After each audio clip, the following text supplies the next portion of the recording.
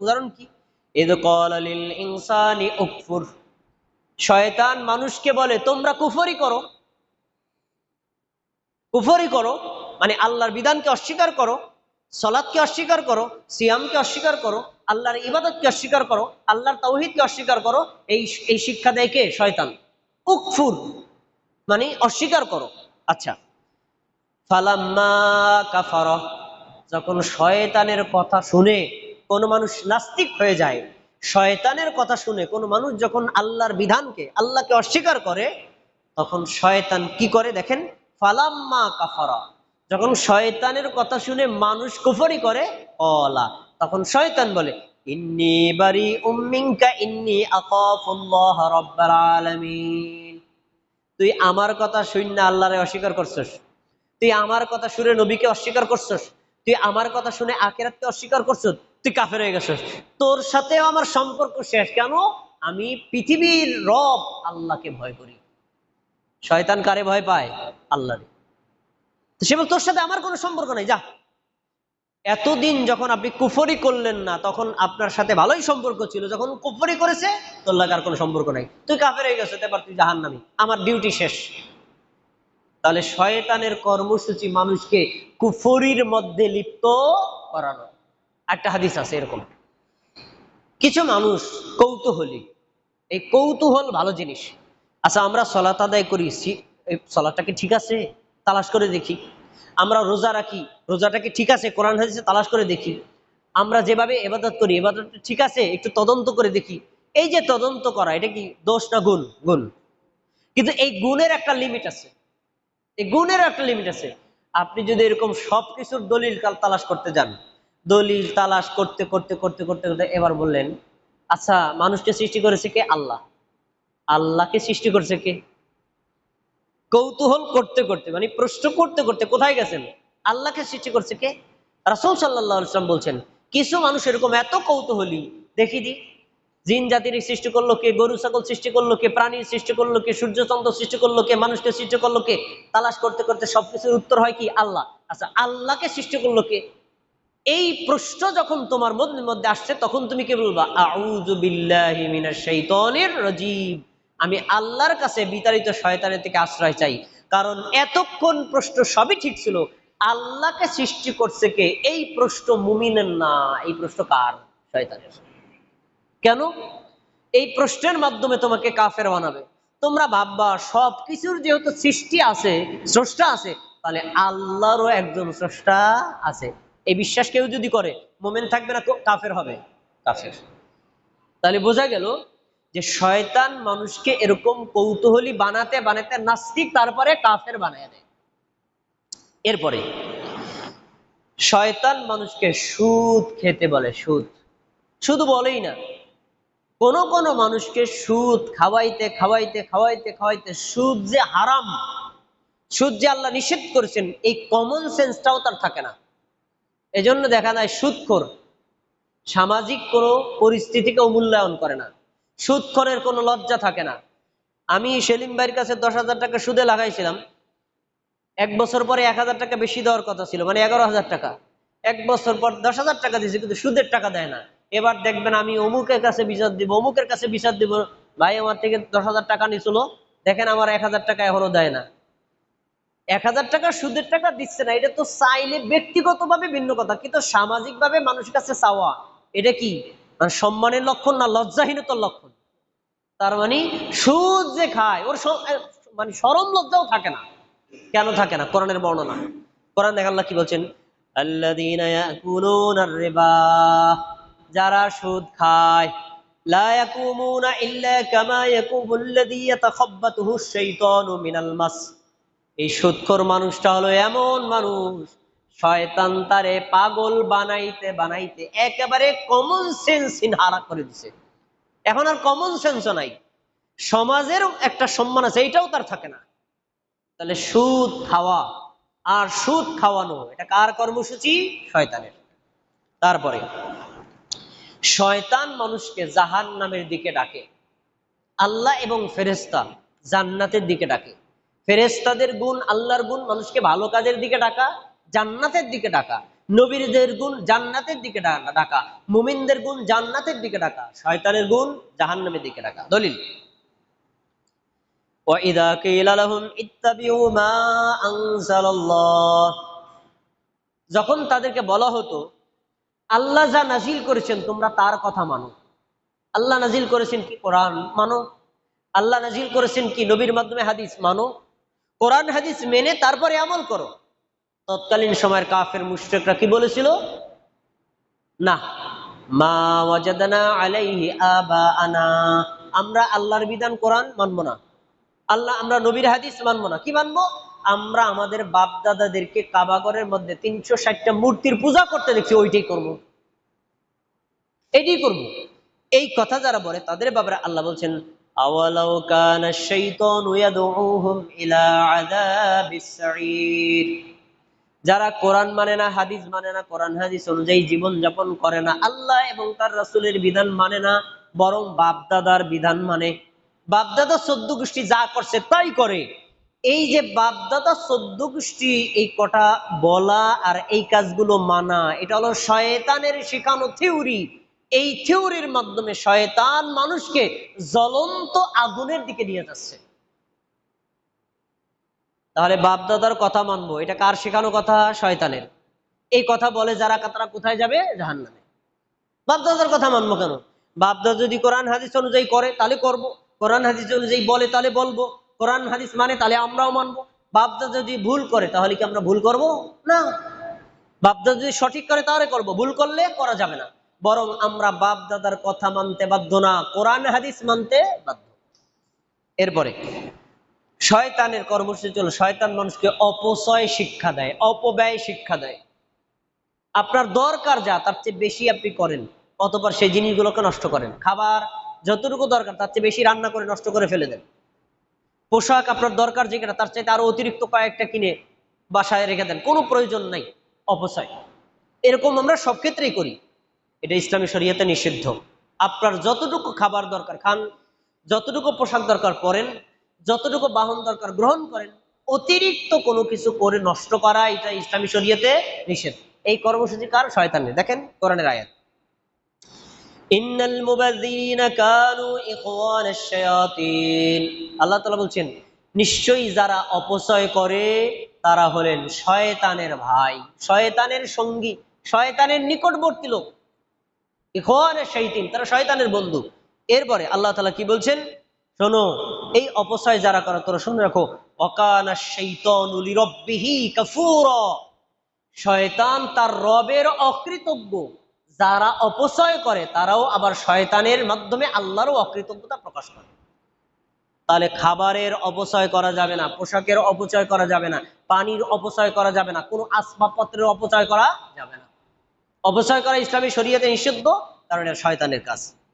শয়তান মানুষকে অভাবের ওয়াদা করে, অভাবের ওয়াদা করে। আর আল্লাহ এবং মুমিন মানুষকে অভাবের নয় বরং স্বনির্ভরতার ওয়াদা করে।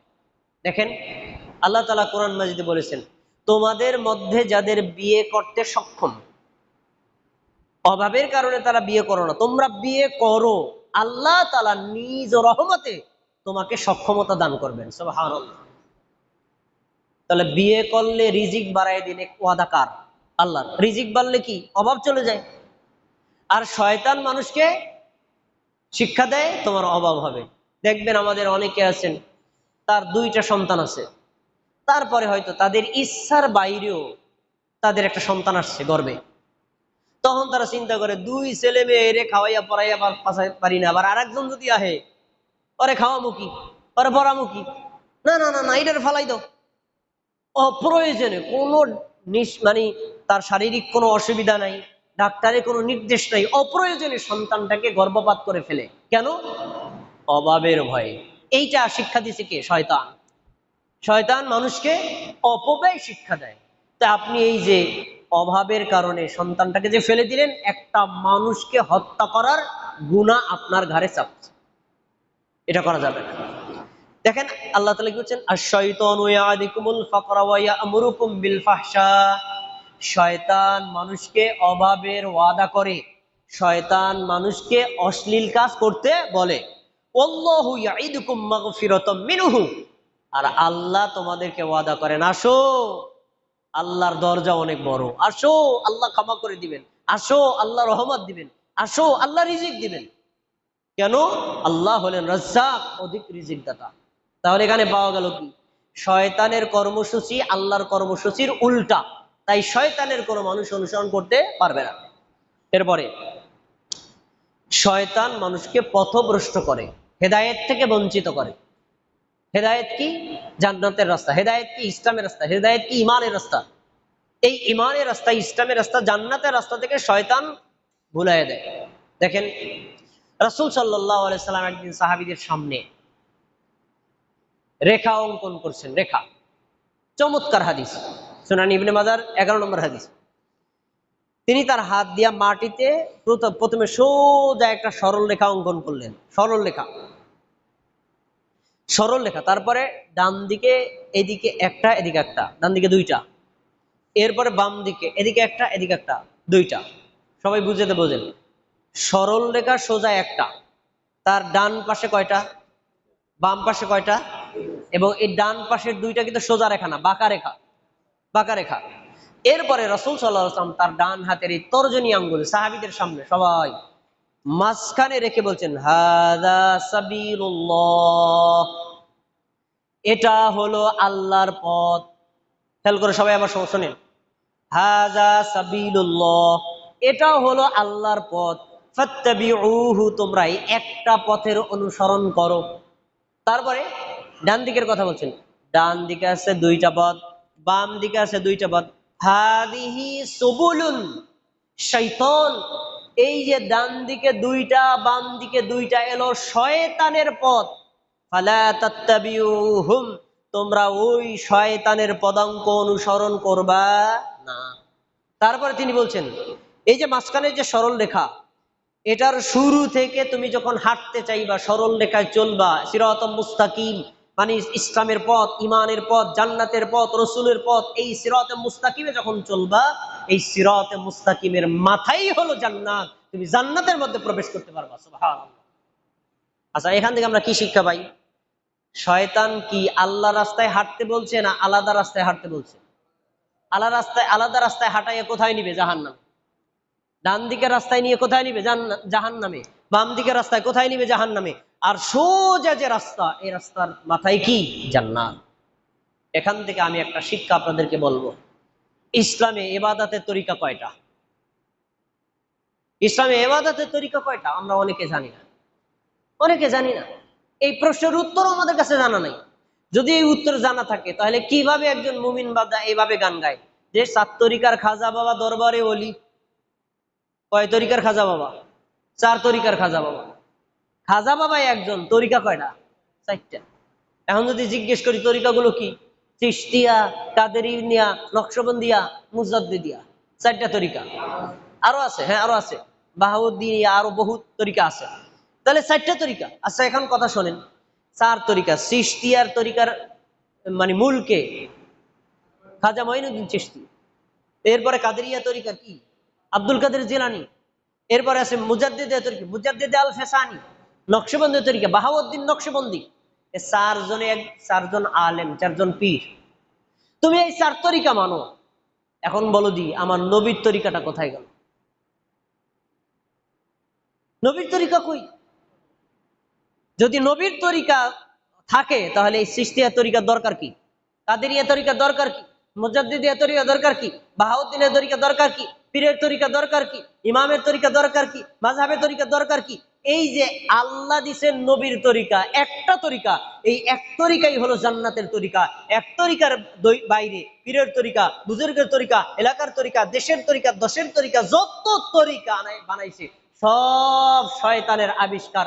আল্লাহ দিছেন একটাই তরিকা, আর ওই তরিকা হলো তরিকায় মুহাম্মদ সাল্লাল্লাহু আলাইহি ওয়াসাল্লাম। এই জন্য নামাজ পড়েন, রোজা রাখেন, হজ করেন, যাকাত দেন, ফরজ আমল করেন, নফল আমল করেন, নারীর জন্য, পুরুষের জন্য, যুবকের জন্য, যুবতীর জন্য, প্রত্যেকটা মানুষের জন্য একটাই তরিকা, এটা হলো মুহাম্মদ সাল্লাল্লাহু আলাইহি ওয়াসাল্লামের তরিকা। এই তরিকার বাইরে যদি আপনি নামাজ, রোজা, হজ, যাকাত করেন, আপনার নামাজ, রোজা, হজ, যাকাতের মূল্য আল্লাহর কাছে কিছুই না। ওই যে তরিকাগুলো আবিষ্কার করছে কে? শয়তান। এইভাবে বাড়াইতে বাড়াইতে বাংলাদেশে মোট তরিকার সংখ্যা দাঁড়াইছে 126, আরো বাড়বে, কিয়ামত পর্যন্ত বাড়বে। শয়তান তো বৈশা নাই, আরো আবিষ্কার করতেছে, মেশিনে আরো আবিষ্কার করতেছে। কিন্তু ইসলামী তরিকা কয়টা? একটা। সকল সাহাবীগণ নবীর তরিকা মানতেন, সকল মহিলা সাহাবী নবীর মতো সালাত আদায় করতেন, সকল পুরুষ সাহাবী নবীর মতো সালাত আদায় করতেন, সকল তাবেঈরা নবীর মতো সালাত আদায় করতেন, চার মাযহাবের ইমামগণ নবীর মতো সালাত আদায় করতেন, যত হক্কানি আলেমরা ছিলেন নবীর মতো ইবাদত করতেন। অতএব নবীর তরিকার বাইরে অন্য যত তরিকা, এটা ইসলামের তরিকা না, শয়তানের তরিকা। শয়তান এই তরিকার মাধ্যমে মানুষকে কি জাহান্নামের দিকে নিক্ষেপ করে। এরপরে শয়তান একা না, শয়তানের সেনাবাহিনী আছে, শয়তানের অনুসারীরা আছে। মানুষের মধ্যে যেমন কাফের, মুশরিক, মুনাফিক আছে, জিন জাতি, জিন জাতিদের মূল নাম তো শয়তান। এই শয়তানদের মধ্যে, জিনদের মধ্যেও আবার মুমিন আছে, কাফের আছে, মুশরিক আছে, মুনাফিক আছে।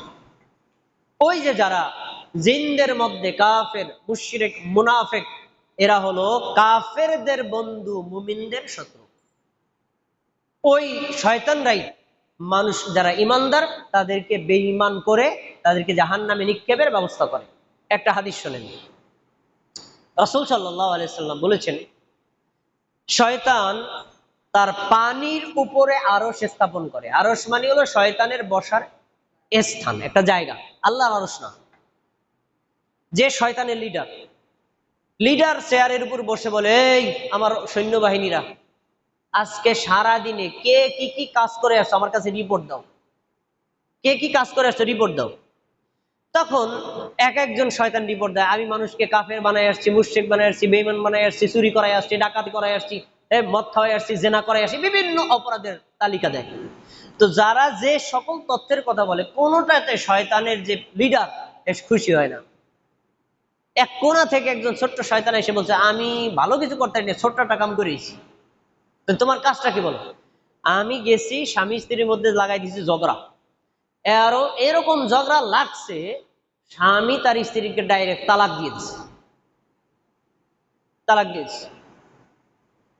এখন এই শয়তান, বড় শয়তান, ওই শয়তানটারে বুকের সাথে জড়াই নিতেছে, ভাই তুমি ভালো কাজ করছো, তুমি আজকে সেরা একটা কাজ করছো, তোমার কাজের উপর কোনো কাজই হয় না।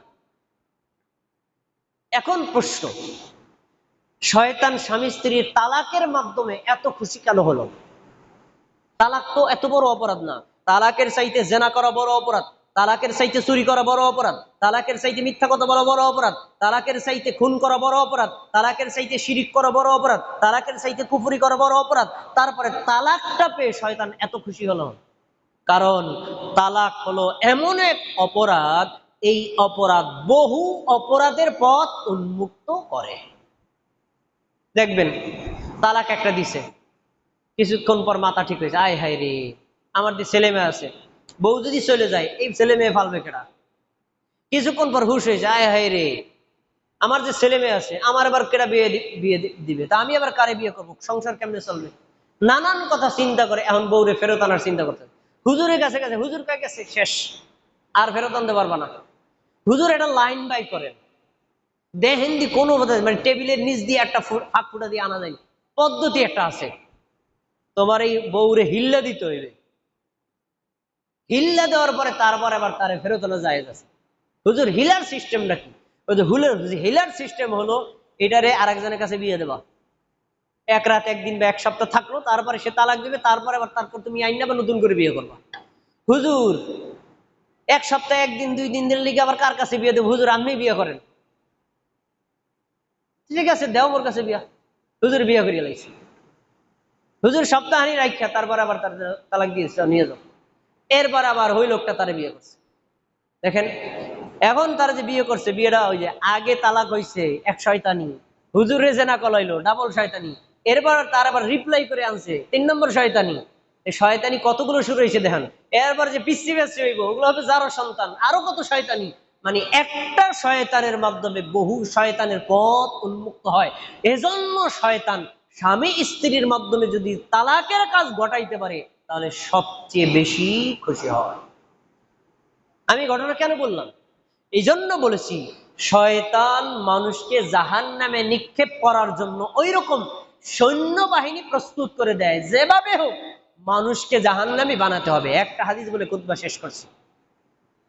রাসূল সাল্লাল্লাহু আলাইহি ওয়াসাল্লাম বলেন, তোমরা কোরআনের আয়াত তেলাওয়াত করো। কোরআনের আয়াতের মধ্যে 14টা আয়াত আছে, ওই আয়াতগুলো তেলাওয়াত করার পরে সিজদা দিতে হয়। এগুলো বলা হয় তেলাওয়াতের সিজদা। যখন একটা আয়াত বান্দা তেলাওয়াত করার পরে সাথে সাথে সিজদা দেয়, রাসূল সাল্লাল্লাহু আলাইহি ওয়াসাল্লাম বলেন, সিজদা দেওয়ার সাথে সাথে ওই লোকটার জন্য জান্নাত বরাদ্দ হয়ে যায়। সুবহানাল্লাহ।